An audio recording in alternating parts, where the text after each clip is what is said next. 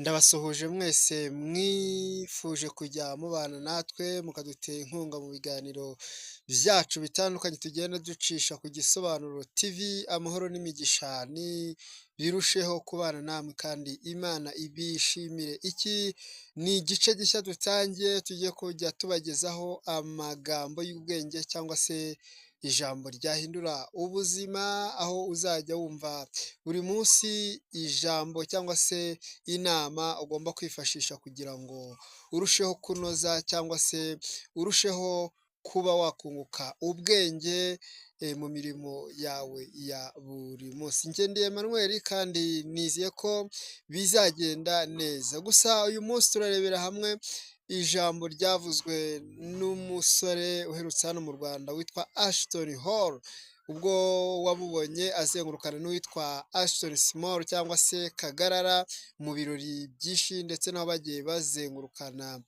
muri Afurika ndetse bakaza kugera no mu gihugu cy'u Rwanda. Yavuze ijambo rikomeye aravuga ngo ibintu byose byo mu isi urabigira ariko n'ubundi ugasigara ushaka Yesu. Bisobanuye iki? Birakwiye ko uko wagira amafaranga menshi, uko wagira ibiryo byinshi, uko wagira ubutunzi bwinshi, uko wagira ibyifuzo byinshi, ariko ujye wibuka no kugira icyifuzo cyo guhorana na Yesu. Yaravuze ngo inzozi zo gushaka umukobwa mwiza ntazo afite, inzozi zo gushaka imodoka ntazo afite, ariko Ashton Hall aravuga ngo icyo ashaka Yesu.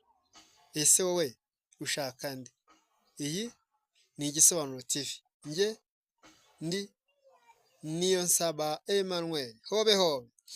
Ndakuraritse niba wifuza kujya ubana natwe mu biganiro byinshi bitandukanye tuzajya tugushyiraho, kanda subscribe kugira ngo ujye uhita ubona notification tukibishyiraho, kandi uzaba uduteye inkunga, wandike muri comment utubwire icyo ubona twazajya tuganiraho, icyo twazakoraho ubushakashatsi cyangwa se ikindi ubona cyaba kiri ngombwa. Iyi channel kandi tuzajya tubagezaho igice cy'amasengesho, aho tuzajya tuyabagezaho live biciye ku muyoboro Intsinzi ya Yesu TV, aho bizajya biba buri munsi saa moya za nimugoroba.